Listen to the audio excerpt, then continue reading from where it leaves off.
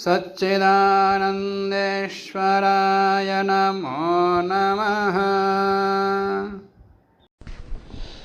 आगे गंध के विषय में कहते हैं, तो वस्त्र में नहीं है परंतु व्यवस्थिता पृथिव्याम गंध। गंध पृथ्वी में व्यवस्थित है, माने पृथ्वी में ही है, अन्यत्र कहीं नहीं है, नियमित है। भी है किसी किसी संस्करण में तीसरा सूत्र दूसरे स्थान पर है, एतेन व्याख्याता, एतेन उष्णता व्याख्याता।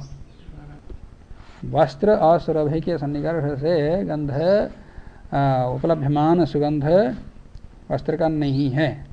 एतेन इसी हेतु से अपसु उष्णता व्याख्याता। यहाँ एतेन उष्णता है और वहाँ पर पाठ है एतेन अपसु उष्णता व्याख्याता। जल के अंदर जो उष्णता है वो भी नैमित्तिक है, स्वाभाविक नहीं है। जैसे समान सुगंध नैमित्तिक है वैसे ही जल के अंदर जो उष्णता है वो भी नैमित्तिक है। ऐसा दूसरे स्थान पर सूत्र है किसी किसी व्याख्या में। तो यहाँ इन्होंने तो व्यवस्थिता पृथिव्याम गंध दूसरे स्थान पर रखा है। स्वाभाविकम गंधम, वो जो स्वाभाविक, तो नैमित्तिक गंध तो बता दिया कि स्वाभाविक गंध है पृथिव्याम एवं, यह व्यवस्थित है, ऐसा बताने के दूसरे सूत्र में बताया। स्वाभाविकम गंधम पृथिव्याः लक्षणम, जो स्वाभाविक गंध है वो पृथ्वी का लक्षण है, नैमित्तिक गंध है पृथ्वी का लक्षण नहीं है, इसलिए कहा व्यवस्थित। पृथिव्याम व्यवस्थित माने अयोगान्ययोगाभ्याम परिच्छिन्न समाना समाना जातीय व्यावर्तकतया गंधो लक्षण इत्यर्थः। पृथिव्याम व्यवस्थित, पृथ्वी में ही व्यवस्थित है स्वाभाविक गंध। अयोग अन्य योगाभ्याम, अन्य के योग से जो युक्त नहीं है, माने पुष्प के गंध से, पुष्प के योग से वस्त्र में जैसे गंध आया वैसा नहीं, वैसा अयुक्त, अयोग अन्य योग से अयुक्त हो, ऐसे अयोगान्य योगाभ्याम परिच्छिन्न युक्त, परिच्छिन्न मतलब अन्य से अलग करने वाला। किससे परिच्छिन्न करने वाला? समान जातीय असमान जातियों से अलग करने वाला जो स्वाभाविक गंध है। समान जाति असमान जाति कौन है? पृथ्वी के समान जातीय, पृथ्वी के समान जातियों से अलग करने वाला है गंध गुण। तो पृथ्वी के समान जाति कौन है? पृथ्वी आदि 9 द्रव्यों में से पृथ्वी को छोड़कर 8 द्रव्य, क्योंकि सब द्रव्य हैं। पृथ्वी आदि 9 द्रव्य ऐसे समान जाति हुए। अभिजातीय द्रव्य भिन्न कौन? गुण कर्म सामान्य विशेष समवाय, ये सब ये विजाती हैं। तो गंध लक्षण कैसा है? अवादि जलादि से भी अलग कर देता है और गुणादि से भी अलग कर देता है। समान जातीय जलादि से अलग कर देता है और विजातीय जो गुणादि हैं, क्योंकि वो द्रव्य है ही नहीं, वो तो गुण कर्म आदि हैं, तो उनसे भी अलग कर देता है। इसलिए समान जातीय असमान जातीय परिच्छिन्न, उनको अलग करने वाला। परिच्छिन्न है समान जातीय असमान जातीय व्यावर्तकताया अलग करने कारण से गंध गुण लक्षण, पृथ्वी का लक्षण गंध है इत्यर्थ। सूत्र का अर्थ ये है। भवती ही पृथ्वी गंधवती एवं, मन गंध पृथ्वी तो गंध वाली होती ही है, उनको चाहे गंध की उपलब्धि हो या ना हो। पृथ्वी एव गंधवती, पृथ्वी ही गंधवती, यानी कोई नहीं है गंध वाला। तद एवं समान जातीयेभ्यः जलादि अष्टभ्यः, ये बता रहे हैं। समान जाति माने जलादि 8 द्रव्यों से, और असमान जातीयेभ्यः गुणादि पंचभ्यः, 6 पदार्थों में से द्रव्य को अलग कर दिया,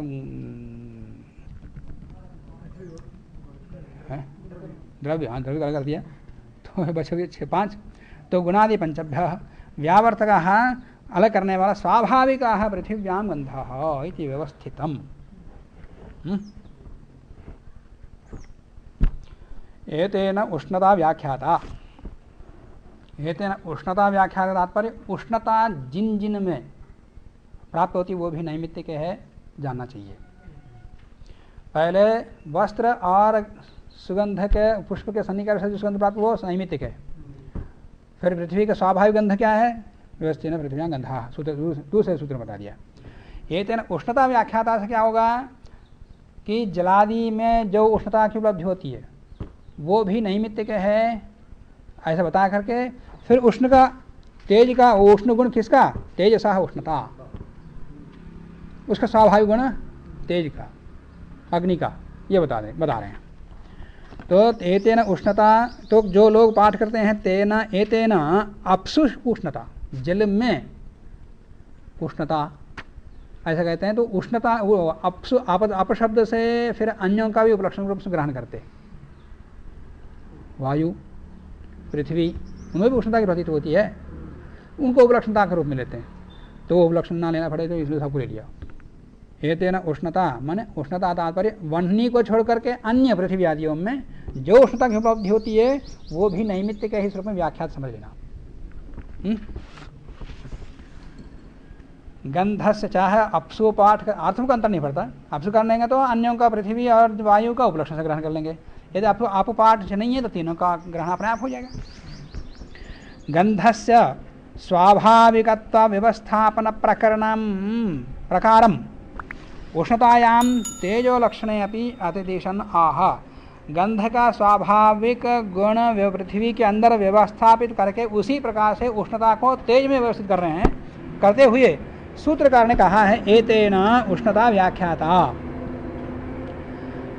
अबादि लक्षणे माने अबादि के लक्षण में, अबादि में उपलब्ध ज्ञात जो उष्णता है, नहीं, अबादि लक्षणे शैत्यादौ अपि अयम अतिदेशः द्रष्टव्यः। ऐसा ही शैत्य, शीतता, जल को छोड़ करके अन्यत्र जहाँ कहीं उपलब्ध होती है तो वह नैमित्तिक है, अपना नहीं, स्वाभाविक नहीं। फिर शीतता किसका स्वाभाविक गुण है? अपसु शीतता, वहाँ बता रहे हैं आगे। ऐसे स्पर्श भी अन्यत्र उपलब्ध होता है। स्पर्श मतलब वायुनिष्ठ विशेष स्पर्श है, वायुगत जो अपना निजी विशेष स्पर्श। कौन सा वायु का निजी स्पर्श? वायु का मतलब कौन सा वायु बोलते? वायु का स्पर्श गुण कौन सा स्पर्श है? वो अनुष्ण शीत। कौन सा अनुष्ण शीत स्पर्श? हाँ, ये बोलो अपाकज अनुष्णा शीत या कोमल करो सामान्य भाषा में। कोमल अनुष्णा शीत स्पर्श वायु का अपना, वो समय वायु में अन्यत्र कहीं नहीं है। अन्यत्र कहीं उपलब्ध हो तो नैमित्तिक। तत्र पृथिव्याम अप्सु वायौ च या उष्णता उपलभ्यते उपाद निमित्ता, यह भाष्यकार का है। अगला सूत्र है तेजसः उष्णता, ऊपर से अनुत्यागी व्यवस्थिता। तेजसः उष्णता व्यवस्थिता। यहाँ तेजसः षष्ठ्यंत पाठ है, कहीं कहीं पर सप्तम्यंत तेजसी उष्णता है, और सप्तम्यंत ही ठीक है, क्योंकि पिछला जो सूत्र है ये तेन अपसु शीतता, जो आप पढ़ते हैं वो अपसु सप्तम्यंत। आगे अपसु नहीं, आगे भी नहीं। व्यवस्थितः पृथिव्याम गंधः, पृथिव्याम वहाँ भी सप्तमी है। आगे अपसु शीतता, वहाँ भी अपसु सप्तम्यंत है। तो उष्णता भी तेजसी उष्णता, तेजसी उष्णता व्यवस्थिता, ऐसा ही पाठ ठीक है। तेजो लक्षणम परीक्षते, तेज के लक्षण का परीक्षण कर रहे हैं सूत्रकार। तेजसा ही थी स्वाभाविकी उष्णता तेज लक्षणम, जो स्वाभाविक उष्णता है वो तेज का ही लक्षण, अन्य किसी का नहीं है। अन्यों में जो उष्णता है वो नैमित्तिक है, ये पिछले सूत्र में बता दिया है। स्वाभाविक उष्णता जो है वही तेज का लक्षण है, क्योंकि तेज में ही रहता, अन्यत्र है ही नहीं। रूपम, रूप भी तेज का अपना स्वाभाविक लक्षण है, पर कौन सा रूप?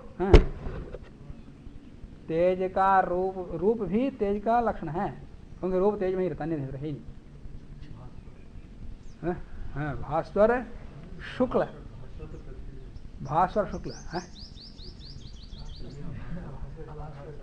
वो भास्वर रूप है। पृथ्वी में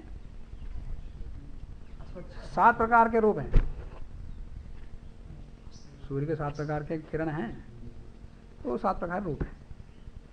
पृथ्वी में 7 प्रकार रूप हैं, 7 में से शुक्ल वर्ण भी है ना। शुक्ल में भी कौन सा शुक्ल? अभास्वर शुक्ल।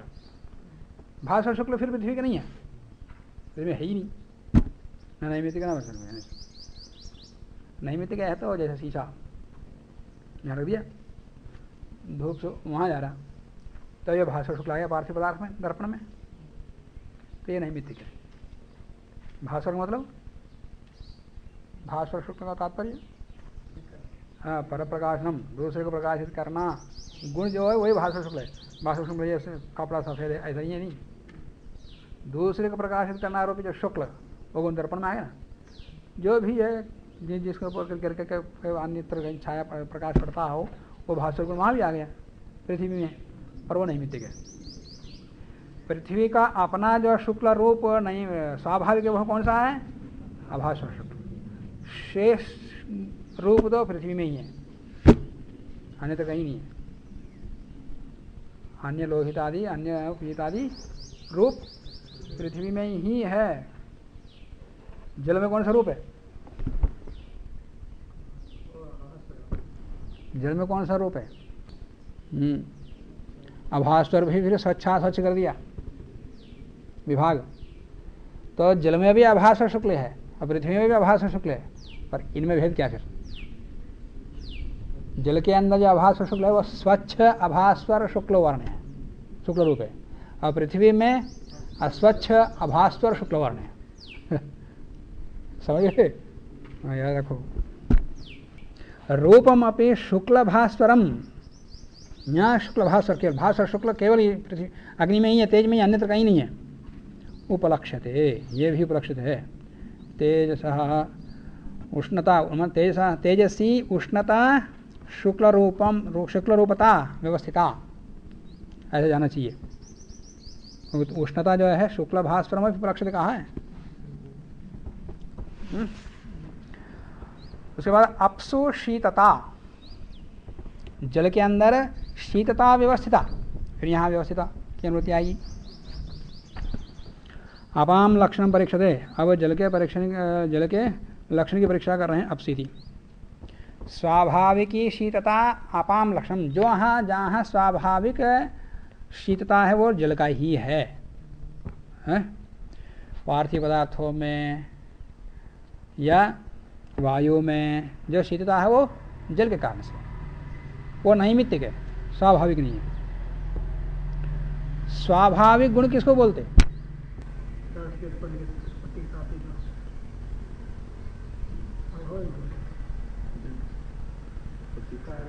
हाँ, कारण गुणपूर्वक जो गुण कार्य द्रव्य में आते हैं वो ही स्वाभाविक है। अभी आया, समझ में आया? क्या समझ में आया? कारण के गुण अपने सजातीय गुणों को उत्पन्न करते हैं कार्य में, तो वही गुण स्वाभाविक है?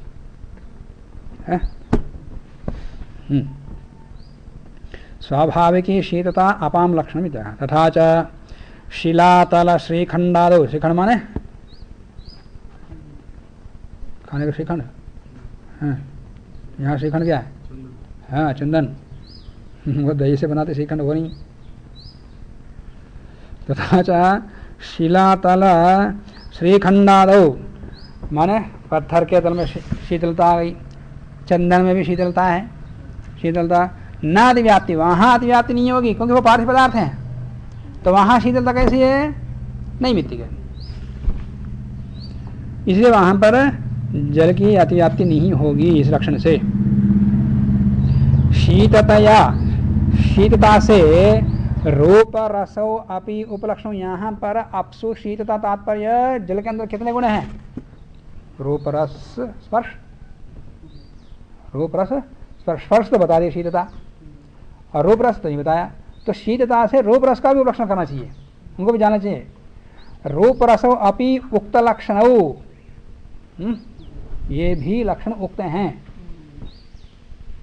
तो रूप रस स्पर्शवत्याः आपः, इस लक्षण इस प्रकार बता दिया सूत्रकार ने। उपलक्षण स्नेहम सांसिधिक द्रवत्वम च उपलक्षति, और स्नेह गुण भी इसके अंदर है, केवल जल में है स्नेह गुण, तो उसका भी उपलक्षण होगा। वो भी कौन सा स्नेह है? सांसिधिक स्वाभाविक स्नेह, नैमित्तिक स्नेह नहीं। स्नेहम सांसिधिकत्वम च उपलक्ष्यति, ये भी जल के लक्षण के अंतर्गत आ जाता है। तो रूप रस स्पर्श स्नेहवत्यः आपः, इस प्रकार के लक्षण जानना चाहिए। ननो उद्देश्य लक्षण क्रम भंग, ये उद्देश्य द्रव्यों का उद्देश्य किस प्रकार से किया? पृथ्वी अब तेज, वायु, पृथ्वी के बाद अप, उसके बाद तेज। यहाँ क्या कर दिया परीक्षण में, तेज को पहले रखा फिर जल को बाद में रखा, क्यों भूलिए? ऐसा नहीं, प्रयत्नाधिक्यात अर्थाधिक्यम। सूत्रकार कोई विशेष प्रयास करके किसी क्रम व्यत्यास किया है तो और कुछ द्योतित करना चाहते हैं, वो कुछ विशेष बताना चाहते हैं, वो क्या है? ननु उद्देश्य क्रम, उद्देश्य लक्षण क्रम भंग, उद्देश्य के लक्षण का लक्षण जैसे बताया वैसे क्रम का भंग करके, कुतः इति चेत न, क्रम भंग नहीं है, ये कोई विशेष उद्देश्य से है, ये क्रम भंग तो है पर किसी विशेष उद्देश्य से, निरर्थक नहीं। तेज स्पर्शस्य पृथ्वी जल स्पर्शयोः अविभावकत्व सूचनाय तयोर्मध्ये तेज परीक्षाया उक्तत्वात्। तेज के गुण से, तेज का गुण उष्णता, उष्णता के गुण से पृथ्वी का गुण दब जाता है, जल का गुण जो शीतलता वो भी दब जाता है। उनके गुणों से तेज के गुण अभिभूत नहीं होते, पर तेज के गुण से पृथ्वी के भी जल के भी होते हैं, इसलिए दोनों के ऊपर तेज के गुण का प्रभाव है, इसलिए दोनों के बीच में रखा है। समझाया? जल से आग बुझ जाता, जल से आग बुझ जाता, जल से आग, अग्नि नष्ट होती है पर अग्नि की उष्णता समाप्त नहीं होती। जल के अंदर जो उष्णता आई है, जल के विद्यमान रहते हुए उसकी शीतलता समाप्त होकर उष्णता आ गई, समझिए अंतर। यदि जल तेज के गुण को अभिभूत करता, तेज के गुण को अभिभूत करता तात्पर्य तेज को नष्ट नहीं करना, ये नहीं अर्थ, तेज हो पर उसकी उष्णता समाप्त होकर शीतलता आ जाए, ऐसा होता तो नहीं। तो तेज के गुण को ना पृथ्वी, उष्णता, तेज का गुण जो उष्णता है उसको ना तो पृथ्वी समाप्त करती है, वो करती है ना जल। तेज को समाप्त करना वो अलग बात है, किस पारसी पदार्थ को उसके ऊपर दबा दो, डाल दो, समाप्त हो जाती है अग्नि। जल को छिड़क दो तो समाप्त, वो अलग बात। तेज अग्नि रहती हुई उसके उष्णता समाप्त हो जाए, ये संभव नहीं है। तो पर अग्नि के जो गुण हैं वो दोनों के ऊपर अपना प्रभाव डालता है, उनको अभिभूत करता है। इसको द्योतित करने के लिए सूत्रकार ने बीच में रखा है, ऐसे अपनी ओर से संगति लगा रहे हैं, इसका खंड विवृत्ति करने किया है। यत्तु उपस्कारकारैः, बुझलिए चौथी पंक्ति में विवृत्ति में, यत्तु उपस्कारकारैः तेजस्पर्शस्य पृथ्वी जल स्पर्शाविभवकत्व सूचनाय, पृथ्वी और जल के स्पर्श के आविर्भाव की सूचना के लिए क्रम लंघनम इत्युक्तम तन्ना मनोरमम, वो उचित नहीं है। क्यों?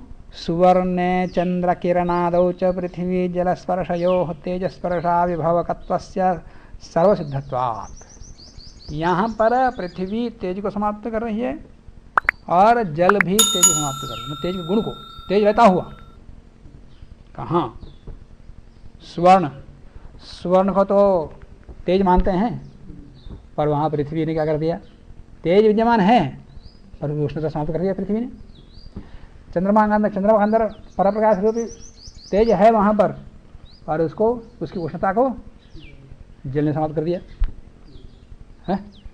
तो जल और पृथ्वी ने तेज के विद्यमान रहने पर भी उसकी उष्णता को समाप्त कर रहा है, तो फिर कहाँ है क्रमभंग जो समाधान दे रहे हैं?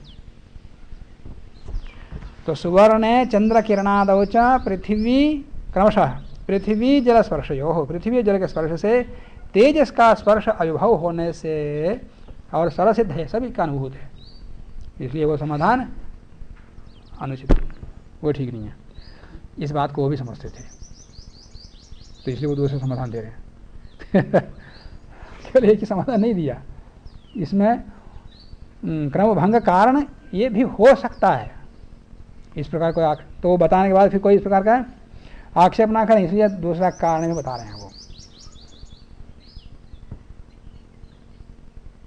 वायु परीक्षा सूचनार्थम व क्रमलंघनम, यहाँ वायु के गुण का परीक्षण किया सूत्रकार ने, तो क्रम भंग से समझ लेना उसको भी। वायु का जो विशिष्ट स्पर्श गुण, वायु का विशिष्ट स्पर्श गुण कौन सा? अनुष्णा शीत स्पर्श कोमल वाला अपाकज, ये केवल वायु में ही है और वो स्वाभाविक है, नैमित्तिक नहीं है। तो स्वाभाविक अनुष्णा शीत स्पर्श जहाँ रहता है उसको वायु कहते हैं, ये वायु का लक्षण है। इस प्रकार उसको भी समझ लेना। जैसे चारों में से 3 का बता दिया तो चौथे का अपने आप को इसी प्रकार समझ सकते, 3 के बताने के बाद। तो उस बात को समझाने के लिए ज्योतिन कर लिया क्रम भंग करके सूत्रकार ने, हैं, बिना बताए ही। तो वायु परीक्षा सूचन के लिए सूचनार्थम एवं क्रमलंघनम, तो ये उत्तर ठीक है। तथा च अपाकज अनुष्णा शीत स्पर्श वायोः स्वाभाविका सन, तो उस ज्ञापित अर्थ को उपस्कारकार कह रहे हैं। अपाकज अनुष्णा अशीत स्पर्श वायु का स्वाभाविक गुण होता हुआ वही लक्षण बनता है वायु का, है लक्षणम इति उन्नेयम, इसको भी जान लेना चाहिए। इति तात्पर्य, ऐसा तात्पर्य है। ठीक है,